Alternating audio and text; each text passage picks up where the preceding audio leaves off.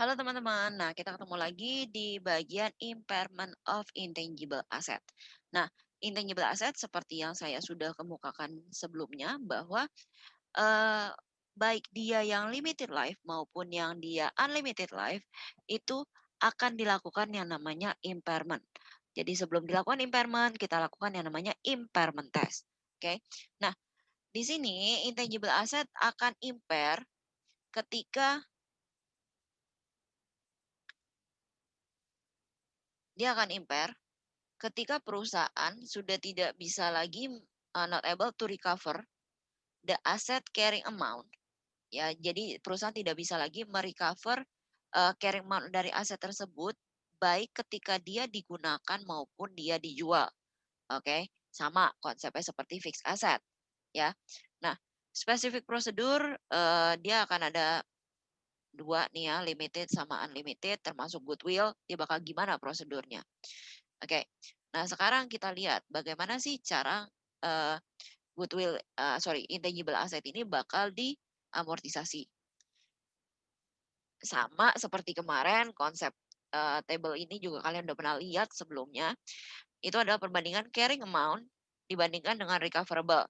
Nah, di mana recoverable itu adalah mengambil angka yang tertinggi antara value in use sama fair value less cost to sell. Ya, jadi yang mana yang paling tinggi kamu naikin jadi recoverable amount, habis itu dibandingkan dengan carrying amount. Nah, dibandinginnya gimana? Ketika kondisinya carrying amount lebih kecil dibandingkan dengan recoverable amount, berarti kondisi ini adalah tidak impair. Oke. Nah, kalau CA lebih besar dibandingkan RA atau recoverable amount, ini berarti impair. Konsepnya sama seperti yang kemarin ya teman-teman. Jadi kalau misalnya eh, posisinya seolah-olah kita untung, ya kita untung berarti kita itu nggak impair. Tapi ketika posisinya seolah-olah kita rugi, berarti kita impair. Ya. Dan sama seperti yang kemarin, sebelum eh, sebelum kalian ada impairment, kalian tidak boleh recovery, ya. Oke. Ini konsepnya sama, jadi saya skip aja teman-teman. Langsung ke contoh. Oke. Di sini ada Learns SA, dia punya paten. Oke, punya paten untuk mengekstrak oil from shale rock. Oke. Nah, carrying value-nya itu adalah 5 juta pada akhir 2018. Sayangnya, karena satu dan lain hal, ternyata ada penemuan baru mengenai non-shale oil. Nah, jadi akhirnya patennya itu turun harganya, teman-teman. Oke, jadi patennya itu turun harga. Jadi yang tadinya carrying amount-nya adalah 5 juta, karena ada discovery baru mengenai non-shale oil, jadi akhirnya nilai patennya itu berkurang. Oke, based on value in use 2 juta gitu ya. Nah, terus ketika sekarang kita lihat nih tabelnya, dia bilang carrying amount di sini adalah 5 juta. Oke. Terus dia nggak tahu nih ya fair value-nya berapa. Dia taunya value in use-nya adalah 2 juta. Sehingga sehingga akan ada impairment. Oke, di sini ada impairment sebesar 3 juta. Oke. Nah, sekarang kita lihat jurnalnya.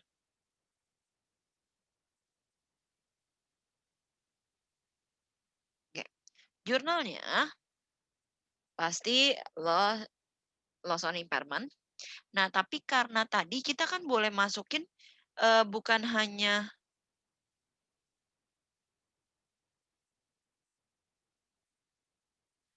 hanya apa namanya, eh bukan hanya si accumulated amortization saja kan. Ingat kan kalau misalnya kita bikin di fixed asset pasti kan jurnalnya itu adalah loss on impairment pada accumulated depreciation. Tapi di sini intangible asset itu kan punya jurnal amortization yang agak beda kan. Tadi aja jurnal amortization-nya itu adalah amortization expense pada asetnya, bisa langsung pada aset kan. Nah, Berarti ketika dia melakukan impairment pun itu bisa langsung ke asetnya, ya. Sama ini bisa ke accumulated amortization. Oke, bisa langsung kamu accumulated amortization, bisa langsung ke patennya, teman-teman. Bisa langsung ke asetnya, ya. Nah, sekarang ceritanya reversal nih. Oke, di tahun 19. The carrying value of patent after impair adalah 2 juta. Oke. Nah, terus diperkirakan akan dipakai 5 tahun. Nah, iya berarti ini schedule amortization-nya ya. Total 2 juta. Oke. Nah, terus ya ini pokoknya ini kan nilainya. Nah, ingat ya teman-teman, setelah yang namanya impairment kita selalu melakukan amortization ataupun depreciation berdasarkan dari carrying amount-nya. Oke. Nah, early in 2020, based on improving condition, the market of shale oil technology itu naik lagi. Oke. Nah, jadinya paten, recoverable amount dari paten naik ke 1.750.000. Oke. Berarti kita lihat dulu nih, 2020 posisi kita ada di awal 2020 ya, berarti ini. Oke, kita bilang ini nih.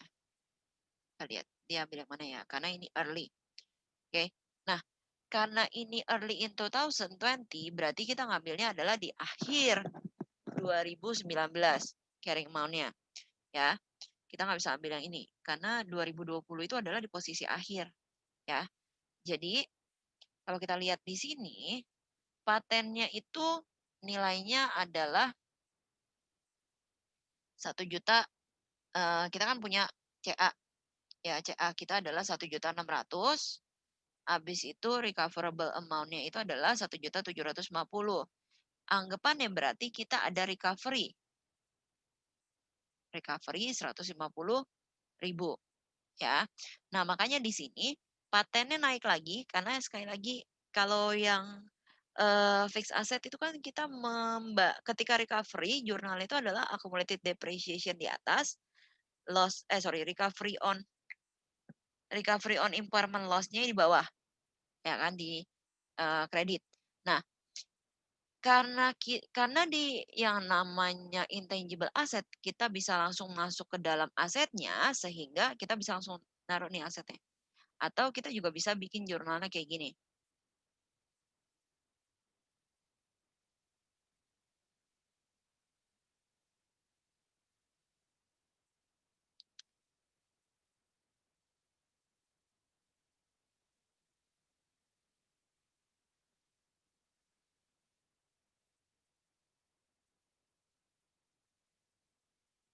Bentar.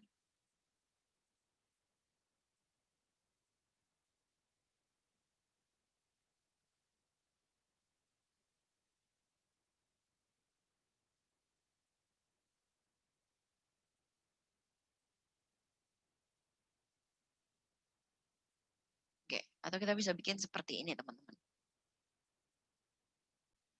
Nah, ini kita ngomongin mengenai limited life ya. Ini yang sedang kita omongin itu adalah limited life. Limited life intangible asset. Oke, jadi dia bisa ada ini.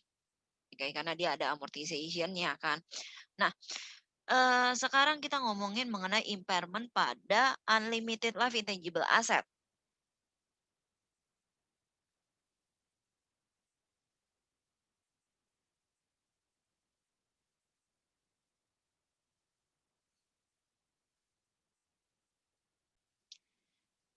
Untuk intangible asset yang unlimited life, selain dari goodwill, konsepnya dia akan sama seperti yang limited life.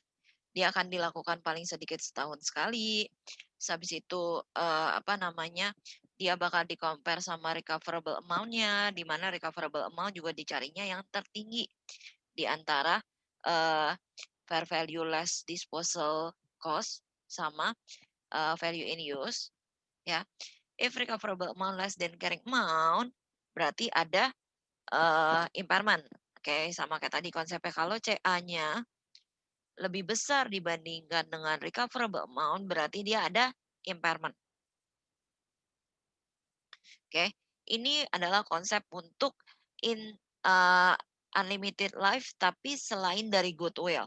Jadi selain dari goodwill masih sama seperti dengan limited life. Nah, yang beda, oke ini contohnya, kalian bisa baca sendiri ya. Nah, yang beda adalah ketika impairment untuk contoh ini nggak saya bahas karena konsepnya sebenarnya sama, ya. Jadi kalian boleh lihat sendiri contohnya, boleh kalian pelajari. Nah, yang berbeda itu adalah ketika impairment untuk goodwill, teman-teman. Impairment untuk goodwill akan dilakukan tesnya bukan pakai recoverable amount, tapi based on cash generating unit. Oke, cash generating unit adalah smallest identifiable group dari aset to generate cash flow. Jadi, bagaimana si aset ini bakal bisa mengenerate cash flow. Kalau asetnya sudah tidak bisa mengenerate cash flow, berarti ada something wrong gitu ya. Estimate of recoverable amount for goodwill impairment is based on value in use estimation. Jadi dia nggak ada fair value-nya.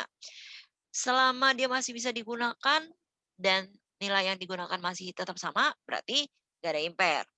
Kalau misalnya andaikan kalau dia menggunakan aset tersebut dan ternyata nilainya berkurang, berarti ada impair. Dan ini yang terpenting teman-teman. Goodwill, impair loss, reversal are not permitted. Jadi kalau kamu sudah melakukan yang namanya impairment pada goodwill, berarti tidak akan ada yang namanya reversal. Ya, tidak akan ada yang namanya reversal. Oke, ini contohnya Colby AG punya 3 division. It's purchased one division by paid product 4 year ago 2 million. Okay. Unfortunately, Pit experience operating loss over 3 years quarters.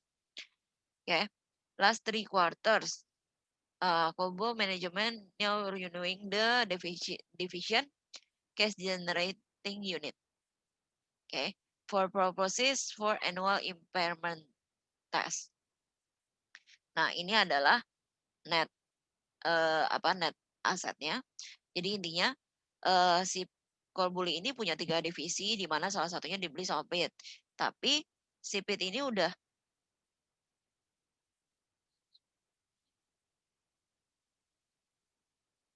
nah, tapi unitnya ini sekarang lagi perbarui gitu ya.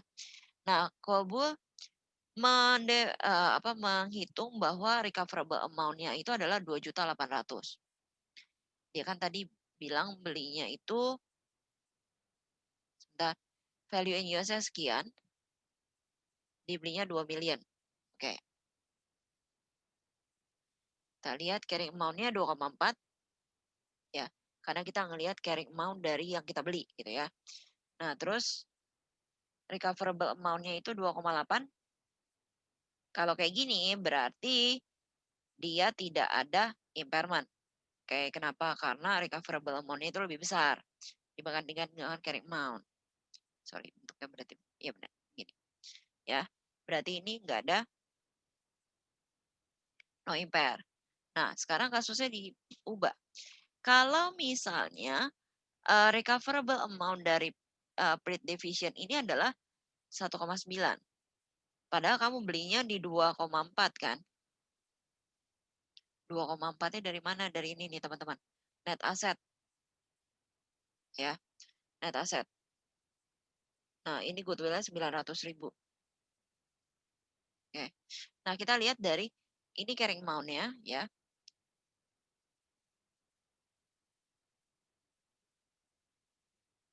Jadi kita membandingkan antara ini sekali lagi ini adalah net asset-nya. Sebentar, kenapa begini?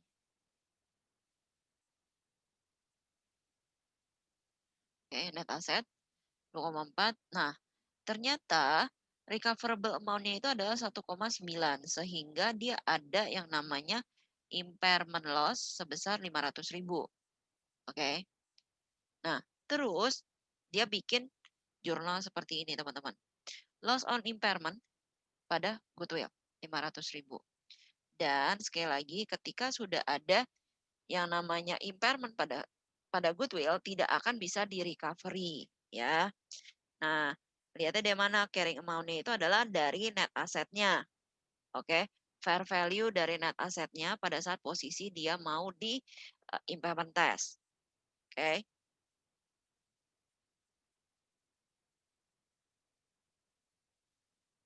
Nah, sekarang di statement of financial position. Oke, ini kalian bisa baca sendiri ya bagaimana posisinya ya. Nah, ini adalah part terakhir mengenai research and development cost. Nanti kita akan lihat apa aja sih yang masuk ke dalam eh, kapitalisasi, apa saja yang di-expand-kan dan lain sebagainya. So, eh, kita akan membagi jadi jadinya 4 part ya video ini ya. Jadi tolong part terakhir jangan terlupakan supaya nanti yang kalian pahami lebih full. Oke. So, saya akhiri dulu untuk part 3. We meet again at part 4 teman-teman. Bye-bye.